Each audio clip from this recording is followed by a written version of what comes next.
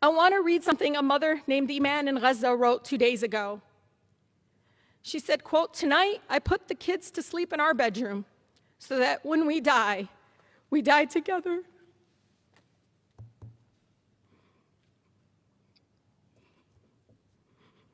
And no one would live to mourn the loss of another one.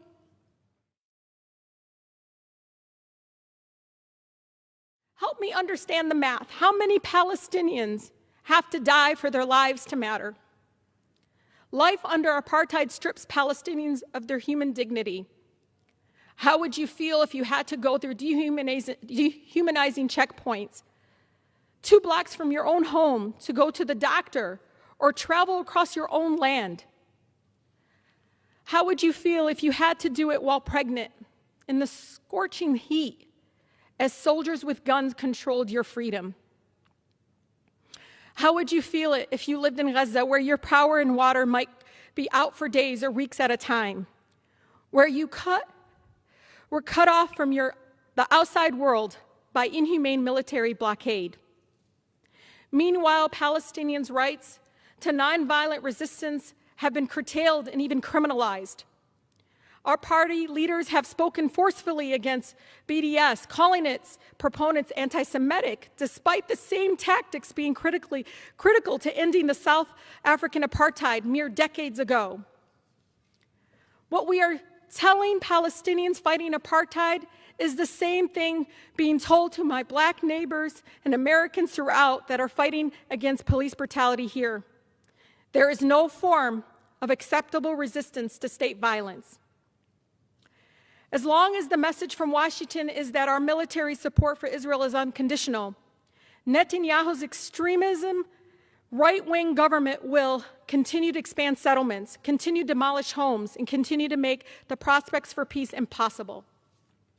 330 of my own colleagues, and Democrats and Republicans here, 75% of the body here, signed a letter pledging that Israel shall never be made to comply with basic human rights laws that other countries that receive our military aid must observe. You know, when I see the images and videos of destruction and death in Palestine, all I hear are the children screaming from pure fear and terror. I want to read something a mother named Iman in Gaza wrote 2 days ago.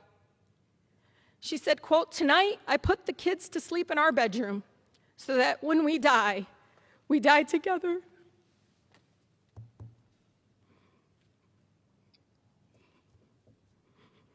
And no one would live to mourn the loss of another one.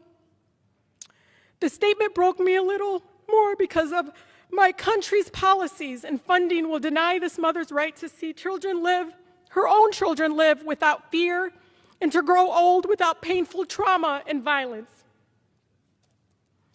We must condition aid to Israel on compliance with international human rights and end the apartheid. We must, with no hesitation, demand that our country recognize the unconditional support of Israel has enabled the erasure of Palestinian life and the denial of the rights of millions of refugees, and emboldens the apartheid policies that Human Rights Watch has detailed thoroughly in their recent report.